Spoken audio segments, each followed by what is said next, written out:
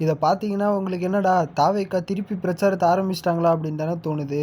தாவேக்கா ஆரம்பிக்கல. இது அதிமுகவுடைய பிரச்சாரம். அதிமுக பிரச்சாரம் நடக்கும்போது, அங்க 2 பேரு தமிழக வெற்றி கழக கொடியோட வந்திருக்காங்க. அத பார்த்து பழனிசாமியுமே மக்கள் வந்து தாவேக்காவும், அதிமுகவும் தான் இணையணும். அவங்க கூட்டணி தான் வரணும் அப்படின்ட்டு நெனைக்கிறாங்க அப்படின்ட்டு அவருமே பேசியிருப்பாரு. ஆனா தளபதி விஜய் பாஜகவோடையும், திமுக கூடயும் நேரடியாவோ, மறைமுகமாவோ கூட்டணி வச்சிருக்க எந்த ஒரு கட்சி கூடயும் நாங்க கூட்டணி அமைக்க மாட்டோம் அப்படின்றதுல, அந்த ஒரு ஸ்டாண்ட்ல ரொம்பவே ஸ்ட்ராங்கா இருக்காரு அப்படின்னு தான் சொல்லி ஆவணும்.